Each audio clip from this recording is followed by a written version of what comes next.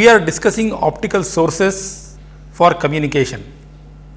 In the last lecture, we described the characteristics which we are looking for in an optical source, and then we found that the sources which are semiconductor based, they are most suitable for optical communication, because these sources they are compatible with optical fiber, and at the same time they are also compatible with the electronics.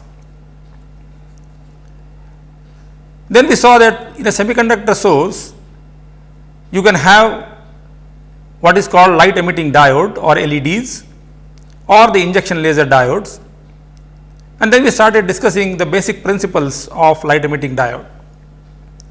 The basic idea there was to see, if we take a semiconducting material, what kind of radiation we get from a semiconducting material, that is, what are the spectral characteristics of the radiation which we receive from a semiconducting material, and then what is the efficiency with which the radiation can be emitted from a semiconducting material.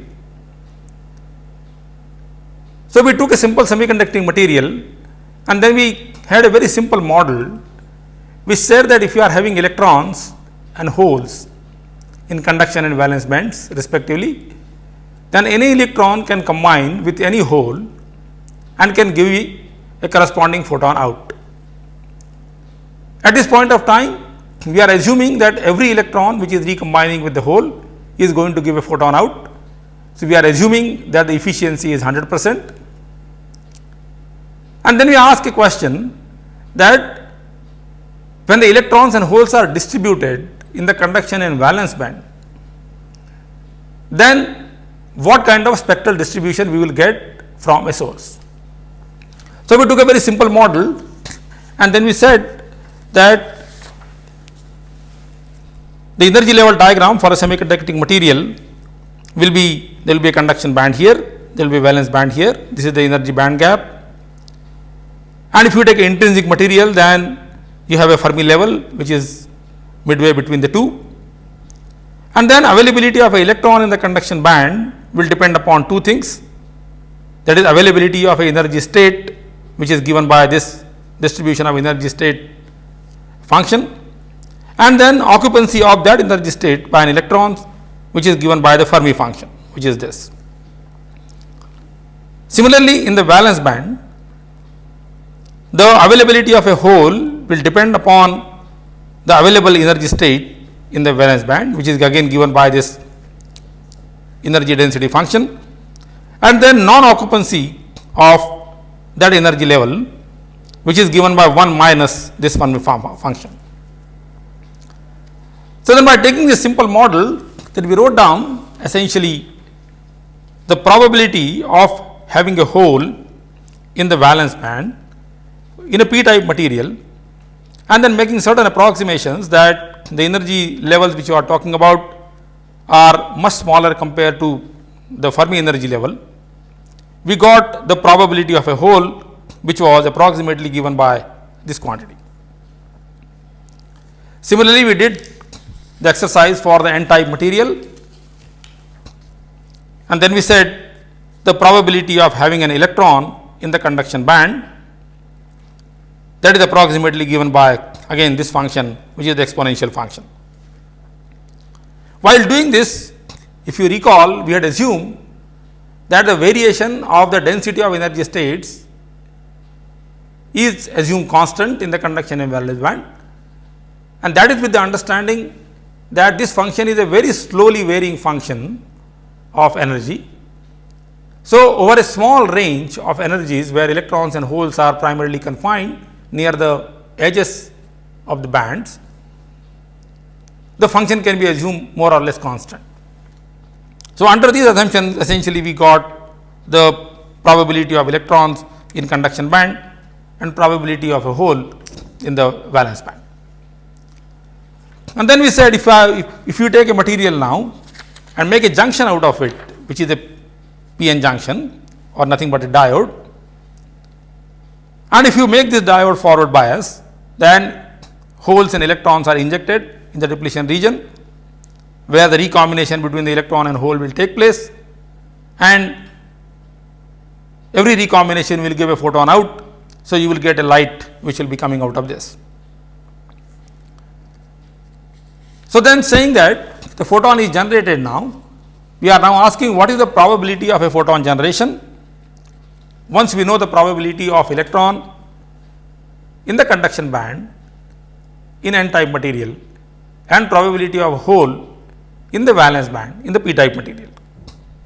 So, we said the probability of photon generation is proportional to the density of electrons as a function of energy level, and in conduction band we are representing energies by E2 multiplied by the probability of a hole in the valence band, and there the energy is represented by E1. So, substituting now for these two probabilities of electron and hole, we get the probability of photon generation, which will be essentially given by this. And then by separating out the terms, we get a term e to the power minus E2 minus E1 divided by kT multiplied by this quantity, which is a constant, because for a given doping of the junction, the EFN, which is the Fermi energy for the n type material, and EFP, which is the Fermi energy for p type material, are constant. So, this quantity is constant for a given device.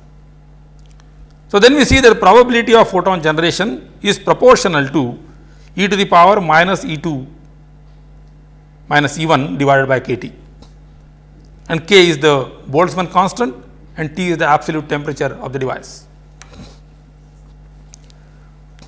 Now, if you look at again the energy diagram, we will see that we have a conduction band here and we have a valence band here, and now you are having holes which are distributed in this region, and then you are having electrons which are distributed in this. And as we said, any electron can recombine with any hole and can give me a photon out. So, essentially if I consider this electron and if I consider this hole, this recombination which is going to take place from here to here will give me a photon out. Similarly, if I consider a hole here and if I consider electron here, this difference between these two energies is exactly same as this difference. So, this also will give me a photon out, and this photon will have a same energy as the energy of this photon. And as we saw, the energy of the photon is proportional to the frequency of the photon. So, frequency of these photons will be same. So, now if you want to find out what is the spectral density of the emission from this p-n junction or from this semiconducting material, then essentially we have to add up all the electron hole pairs which have a energy difference same as the photon energy in which we are interested. So, what that means is that this quantity here now E2 minus E1 is nothing but the photon energy or the frequency of the photon which we are looking for. So, this quantity E2 minus E1 essentially is constant, but then we are having all possible pairs which we have to now add to find the total number of photon which are going to be generated, or in other words essentially we have to integrate this quantity for all possible energies for which this difference E2 minus E1 is equal to energy of the photon EPH. So, what essentially we are saying is all electrons starting from here and for which the corresponding hole will lie somewhere here, we can go all the way up till this hole will lie on this edge, and then you will have corresponding electron here. So, if I integrate, this is the energy which is EC, this is the energy which is EV, and the energy is in the conduction band is given by E2. So, if I integrate this quantity here for all values of E2 going from EC to EV plus the photon energy in which we are interested in, then we will get the total number of photons which will be emitted for a given frequency or for a given energy. So, while integrating this, essentially we are doing as follows. We are finding out now the total number of photons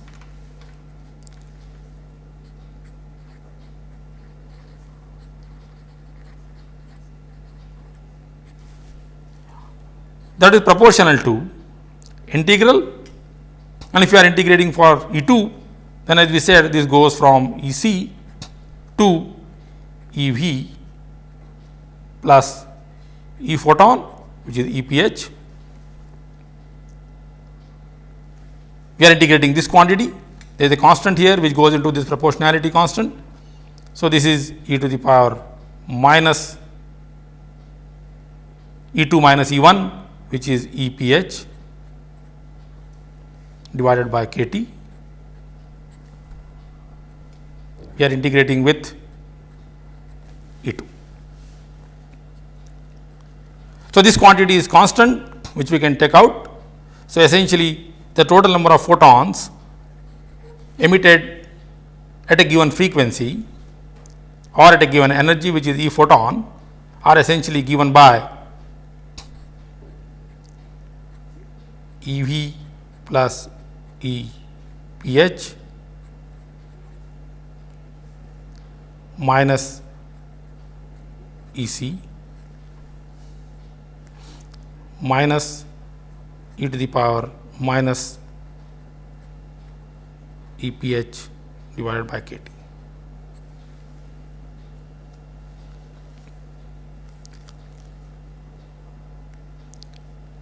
Now, this quantity here EC minus EV we can put as the band gap, which is EG.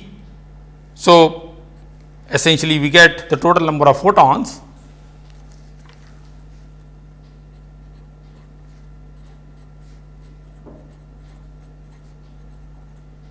that will be proportional to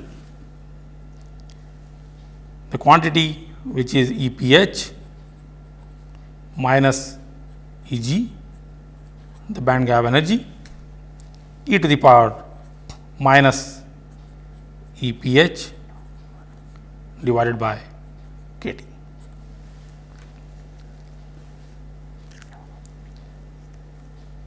So, firstly, the model which we have discussed here is valid for the energies which are more than the band gap, which is EG.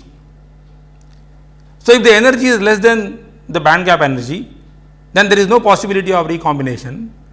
So, the model is not valid because the photon is not going to be emitted. So, essentially this number of photons which you are calculating, this is only true for the energies which are greater than EG.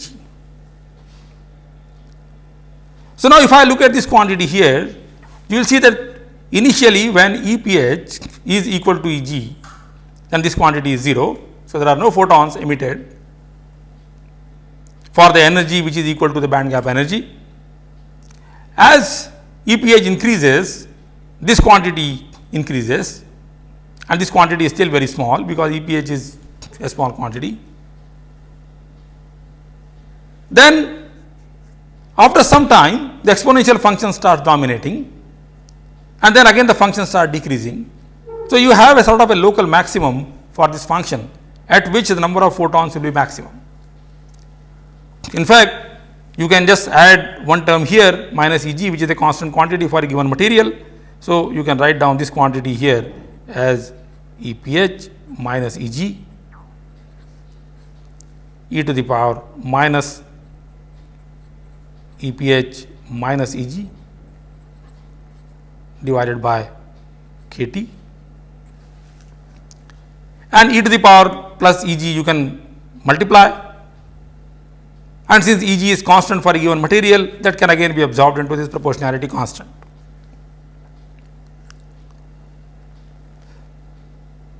So, if I now plot this function, that is number of photons as a function of the photon energy, and that essentially gives me the spectral distribution of light emitting diode, then we get a typical curve which will look like that. Now, as I mentioned, when the photon energy is equal to EG, then the power or the number of photons which are emitted is 0. As the energy increases, photon energy increases, the number of photons increase or the power increases. It reaches to the maximum when photon energy is Eg plus kT, and then again it starts decreasing exponentially, and for large photon energy the power is practically 0. So, we get a spectral distribution which looks a asymmetric kind of distribution. The maximum power is received not corresponding to the energy which is the band gap, but is little more than that. Of course, this quantity kT is a very small number compared to Eg. Typically, the band gap energy for semiconducting material is of the order of about 1 eV, whereas this quantity kT will be of the order of about 0.025 eV at room temperature. So, this quantity is very small compared to Eg.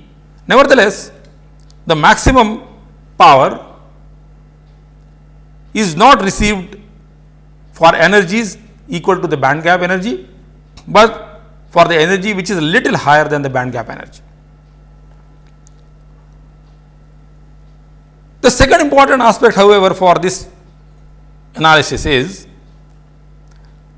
that this quantity here, if I measure the effective width of this function, that gives me the spectral width of the light emitted by the LED. And if I see approximately, if I take this function and find out the width of this function, you will see that this width is approximately 2 kT. So, when we go from one semiconducting material to another, this quantity Eg changes, but as far as the width of this spectrum is concerned, that is 2 kT and has nothing to do with the band gap energy Eg. Or in other words, when I go from one semiconducting material to another material, the peak wavelength or peak frequency would change because Eg would change, but the spectral width is independent of the material. As long as the material is having a temperature which is T, the spectral width is 2 kT in energy. And this is not a very good feature, because what this means is that the spectral width, which is one of the very crucial parameters for optical communication, is not in our control at all. So, if we use a light emitting diode as the source for optical communication, then spectral width is decided purely by the operating conditions, which is equal to 2 kT.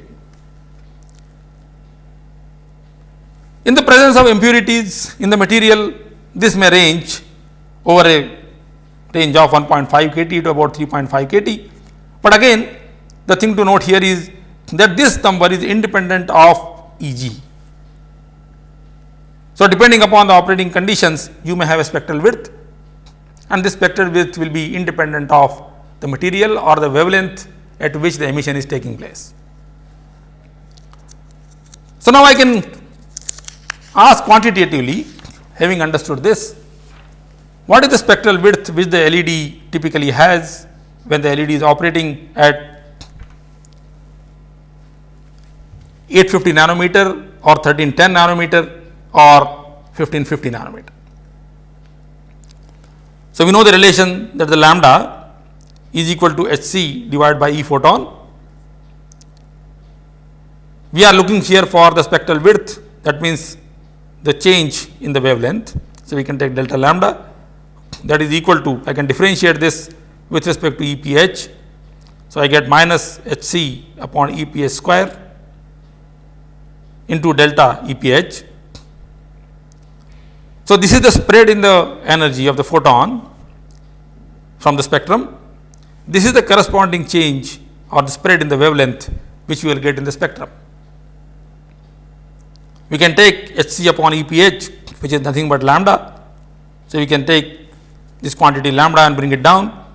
So, you get delta lambda upon lambda, all the relative spectral width for the source, that is delta EPH divided by EPH. Now, delta EPH, as we saw, is approximately 2 kT, and this is the photon energy.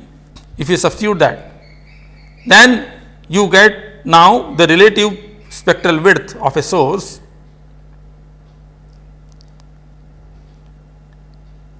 and this is essentially tabulated here.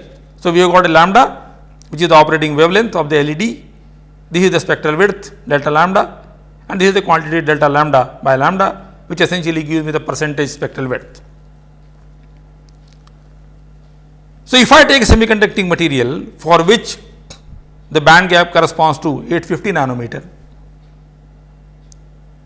which is gallium arsenide, then we will have a spectral width approximately about 30 nanometer or 3.6%. Whereas, if I go to other ternary or quaternary materials for which the spectral width is 70 nanometer and emission wavelength is 10 nanometer, the percentage spectral width is about 5.5%.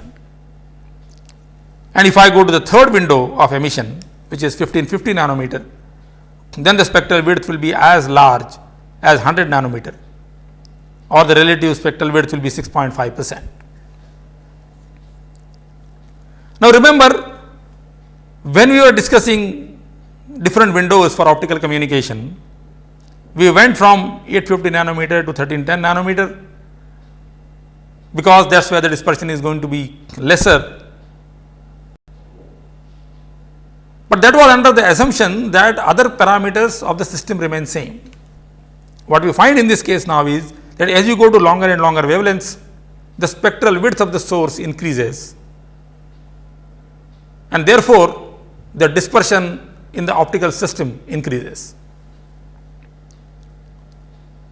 So, dispersion for 1550 nanometer will be almost 3 times compared to what dispersion you will get at 850 nanometer.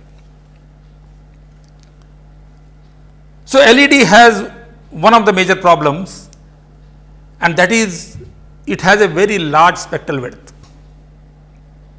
and that is the reason if we use LED as a source for optical communication, then the data rate is very small. It could be only of the order of about tens of megahertz or maybe 100 megahertz, but beyond that the dispersion will be unmanageable, because the spectral width for this source will be very large. The second issue which is there for LED, well, before that let us look at this LED spectrum again, which is this. And as you note here that the LED spectrum, what we have calculated theoretically, looks highly asymmetric. It has a very rapid cutoff at Eg, and this tail extends very smoothly on the higher energy side. Whereas, if you take a typical LED spectrum in practice, you will realize that the spectrum does not look that asymmetric. The spectrum look more or less symmetric. So, if I take a typical LED and if I look at the spectral distribution of a typical LED, it will look something like that. This does not have a very rapid cutoff on one side and tail extending on the other side. And this has something to do with the practical conditions of LED. And that is, when we talked about the energy level diagram, we said there is no electron hole recombination possible because there are no energy levels present between the forbidden band. Whereas, in the presence of impurities, one will see that there are certain energy levels which may also exist within the forbidden band. So, there is a possibility of recombination even for the energy differences which are less than Eg. So, you will get some light for the energy of the photons which will be less than Eg, which theoretically we said that there is a sharp cutoff at Eg because there is no recombination possible for the energies less than Eg. Second thing what will happen is that if the electron is here at a very high energy compared to EC, and if the energy level is available here within the conduction band itself, then the electron may jump from here to here and can shed away certain energy.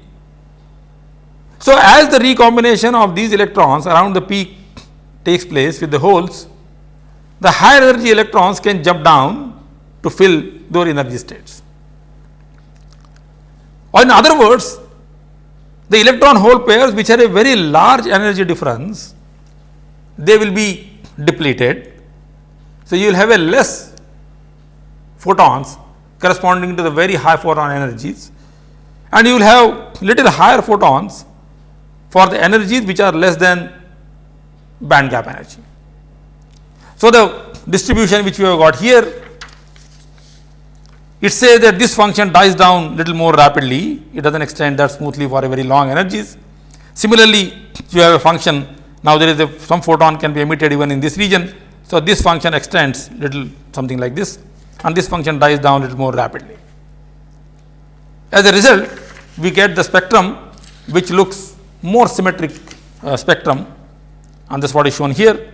So, in practice, if you look at LED, it does not have an asymmetric spectral distribution which we have got theoretically, but it has much more symmetric distribution in terms of frequency or wavelength. The second aspect of the emission from semiconducting material is the efficiency issue. We saw that when the electron hole recombination takes place, there are two processes which are there. One is what is called the non-radiative recombination process, and other one is the radiative recombination process. And we have seen that when the electron hole recombination takes place, the photon may be emitted or the photon may not be emitted. If the photon is emitted, then that radiative recombination process is the useful process because we got light out.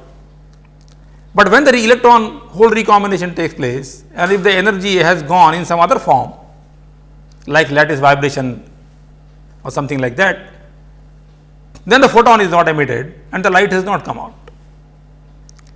So, when we create a p-n junction and when the electron and holes are injected into the depletion region, the recombination takes place, but for every recombination we may not get a photon out, and that is the quantity is captured by what is called the quantum efficiency.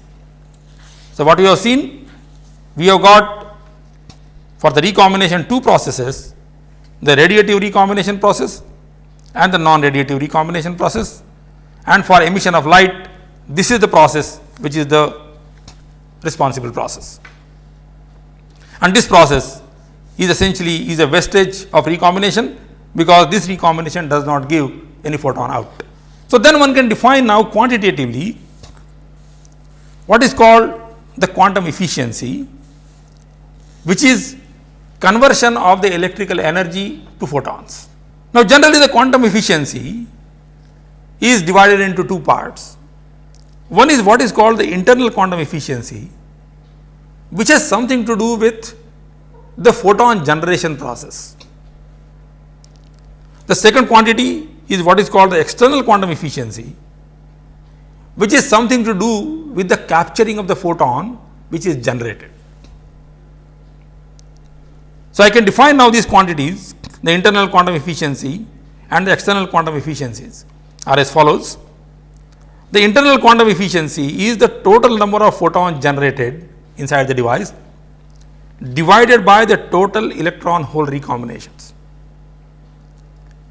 or in other words, internal quantum efficiency is a ratio of radiative recombination to total recombinations. And this process has something to do with the intrinsically with the material, the impurity level and so on and so on. So, you will see that the internal quantum efficiency will be decided by the intrinsic properties of the material and maybe the fabrication process. The external quantum efficiency, which has something to do with the collection of the photon, that is defined as the number of photons guided to the fiber divided by the total number of photons generated. So, the photons are generated, but what process the photon has to go through till it becomes finally available for communication or reaches inside the optical fiber, that quantity is given by this external quantum efficiency. So, total efficiency will be essentially the product of these two, the internal quantum efficiency and the external quantum efficiency. So, let us see now what are the factors which are responsible for this efficiency. Firstly, when we are having a region and in which some carriers are injected, and let us say some n carriers are injected inside this, the rate of change of recombination or disappearance of this carrier would be proportional to the carrier density. So, we can write the equation that is dN by dt minus, which says that because of the recombination the carrier density is reducing as a function of time, that is proportional to the carrier density n. Now, this is a very simple equation, we can solve this equation and we get the n as a function of time, that will be equal to the initial injected carrier density e to the power minus t divided by tau, where tau is called the lifetime of this injected carrier against recombination. So, this quantity is the lifetime of carrier. So, essentially the recombination process now can be characterized by this parameter tau, which is the lifetime of a carrier against recombination. From here we can also see that dN by dt minus, that is equal to n by tau.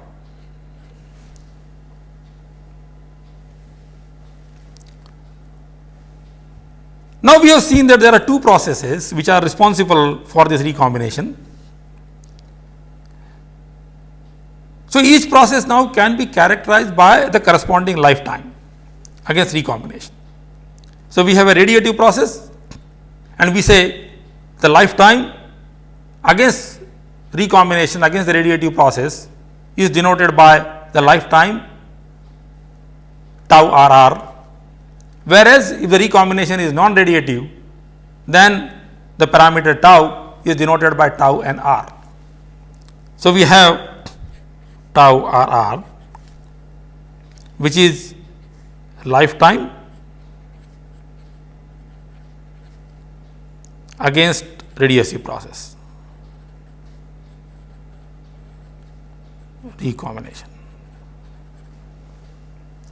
Similarly, we can say tau NR is lifetime against non-radiative process.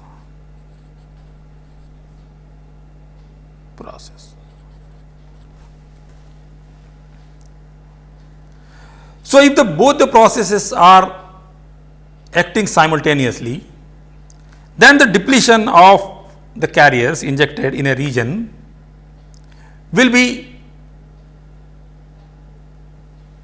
the disappearance due to the radiative process and due to the non-radiative process. So, if I say that the total recombination which is going to take place is characterized by the total lifetime, then we can say that the n upon tau will be equal to n upon tau RR plus n upon tau NR. So, rate of recombination, total rate of recombination is equal to sum of the recombinations due to radiative process and sum of the recombination due to the non-radiative process. So, we can say here now that the total rate of recombination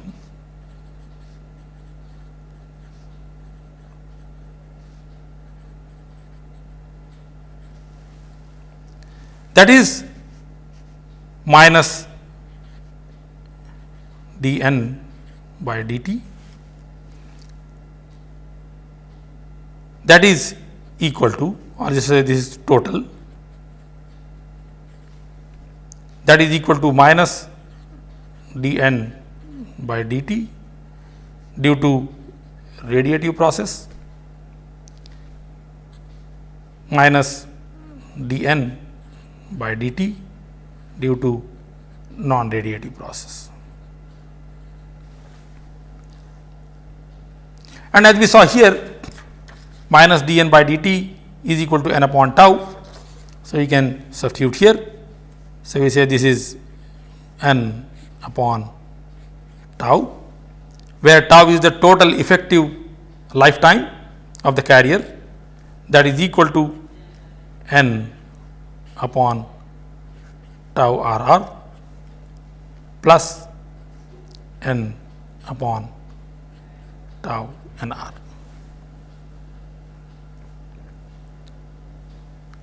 N is common. So, essentially we get 1 upon tau, that is equal to 1 upon tau RR plus 1 upon tau NR. So, what that means is that the effective lifetime will be decided by smaller of the two. If the tau RR is much smaller compared to tau NR, then the effective lifetime will be same as tau RR. Whereas, if tau NR is much smaller than tau RR, then effective lifetime will be more or less as tau NR. So, smaller of the two essentially will decide what is the effective recombination lifetime of the carriers when they are injected in the depletion region. Once we get this, then now I can talk about the internal quantum efficiency, and that we saw that is equal to total number of photon generated. So, this quantity is nothing but the rate of radiative recombination divided by the total electron hole recombination. So, that is the total rate of recombination. So, from here we get now internal quantum efficiency, which is internal, that is equal to minus dN by dt radiative divided by minus dN by dt total. Substituting now for dN by dt radiative and total, we get this is equal to n divided by tau RR divided by n divided by tau. So, which is equal to n divided by tau RR divided by n by tau RR plus n by tau NR. So, we get internal quantum efficiency, that is equal to 1 upon, all the n will cancel, we can divide by tau RR, you get 1 plus tau RR by tau NR.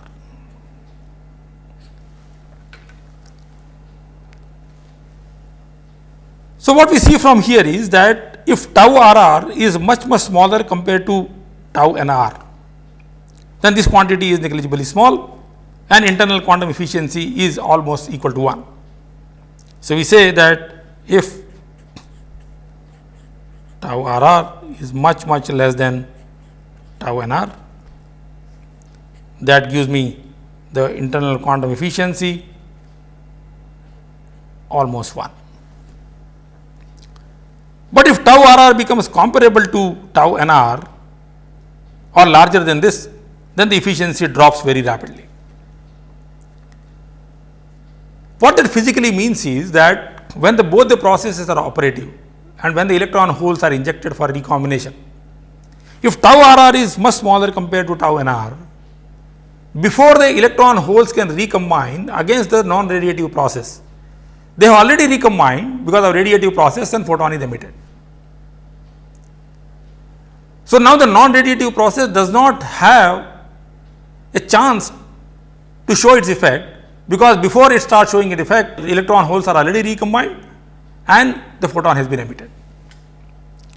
So what we want for good internal quantum efficiency, this quantity radiative recombination should be much smaller compared to the non-radiative recombination lifetime. However, what happens is that this quantity, which is tau RR, is intrinsic parameter of the material used for making this device, whereas this quantity tau NR depends upon various factors. It depends upon the impurities, the energy levels which are created, the artifacts where recombination can take place. So this quantity is the one which depends upon fabrication process, the impurity levels and various things, whereas this is the quantity which is a intrinsic parameter of the material. So if I consider gallium arsenide, then tau RR for this is of the order of about 100 nanosecond. And if I consider the tau NR will depend upon the impurity level, and if you take very pure material, then tau NR will be very large, and most of the recombination would take place because of radiative recombination and you will get efficiency. But in practice, tau NR also is of the order of about 100 nanosecond. So due to impurities,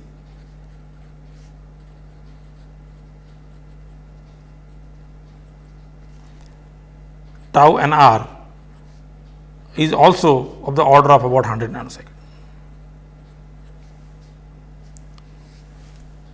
As a result, you get the internal quantum efficiency of the order of about 0.5. That means whatever electron hole pairs are recombining, approximately 50% of that give you photon out. And this number is not too bad a number, for a simple reason that whenever we talk about a conversion of energies, anything which is more than about 20-30% is considered to be a good efficiency.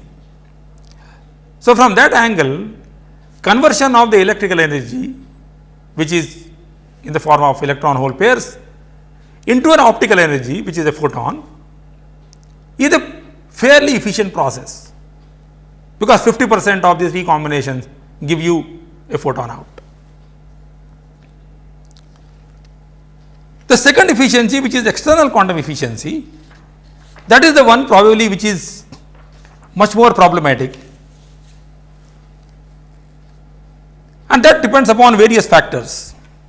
So here we are saying that the external quantum efficiency, which is number of photons now guided to the fiber divided by the total number of photons generated. So here photon is generated now. Only thing, now we are trying to get this photon finally guided inside the optical fiber. So let us look at the journey of the photon after it is emitted. So let us see, we are having a semiconducting material here where the photon is generated. Now note here, when the recombination is taking place, the recombination is not taking place on the surface of the semiconducting material. The recombination will take place somewhere deep inside this material, somewhere here, and a photon is born here at this location. Now, since the photon is born and it does not have any history, and photon is nothing but a packet of light, it starts moving with velocity of light. But since it does not have any history, it does not know which direction it should go definitely. So, there is a equal probability of a photon which is generated because of this recombination to travel in different directions. Or what it means, in other words, is that as soon as the photon is born, it is scattered with equal probability in all directions. So, now we are saying that when the photon is born here, it can either go this way, or it can go this way, or it can go this way, or it can go this way, this way, this way, and so on. Now, note here that the semiconducting material typically has a refractive index which is quite high. So, let us say the refractive index for this was Ns, and the refractive index here is let us say N of A, and typically Ns is greater than Na. So, the photon essentially is trying to go from a denser medium to a rarer medium, and as a result there may be a possibility that when it is incident on this interface at an angle which is greater than the critical angle, the photon is reflected back inside the material again. So, what is happening is that the photon which is going like this will come out, the photon which is going this way will get reflected like this, the photon which goes like this, maybe if this angle is equal to the critical angle, it will start moving like this. But if the angle is more than this angle, then the photon will be reflected back inside the semiconducting material.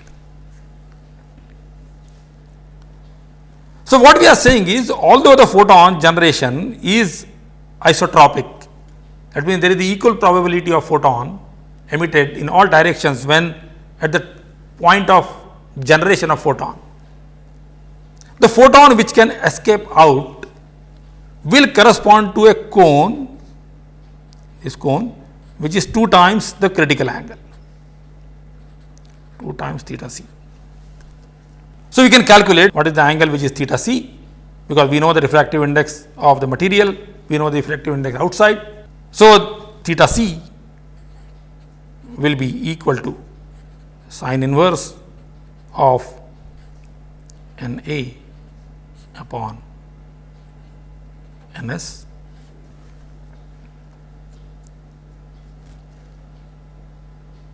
And if I consider a material like gallium arsenide, this quantity is 3.6, and if I say that the photon is getting emitted in air, this is Na is equal to 1. So, you have for gallium arsenide theta c is approximately equal to sine inverse of 1 upon 3.6.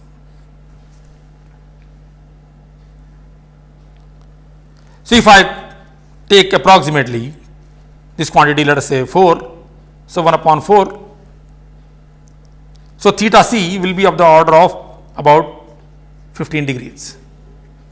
If I take accurately, it will be about 18 to 20 degrees. So, what that means is that although the photons are born with spherical symmetry, only photon which are lying within a cone of only plus minus 20 degrees from this direction can escape out. All other photon essentially will get reflected back inside the device, and ultimately they will again give the energy to the carriers, and the energy will get thermalized. So, essentially what we are saying is the fraction of the total number of photon which were born, which can escape from here or which lies within this solid angle corresponding to this 2 theta c, that is the one factor affecting the external quantum efficiency. And if I just do a simple calculation to find out what fraction will come out of this, so I calculate solid angle corresponding to this and divide by total 4 pi solid angle, I will get the eta external 1 due to this total internal reflection, that is equal to Na square divided by 2 Ns square. And approximately again for gallium arsenide, if I substitute these numbers, it will turn out to be 0.036. So, it is interesting now to note that if 100 photons were born here inside the material like gallium arsenide, only about 3.6 photons on average would be capable of coming out of this device, or there is a loss of 96 photons. So, major efficiency loss takes place right here in escaping the photon from the device. So, photon generation process is a very effective process, but capturing the photon and bringing it out of the device and guiding it inside the optical fiber is probably far more difficult process. So, we will continue with this discussion. We will see that there are many factors which will now contribute to ultimately capturing the photon and guiding into optical fiber, but just from the viewpoint of taking the photon out of device, you will see that we have a efficiency which is hardly about 4%. So, the external quantum efficiency is much more important parameters for a device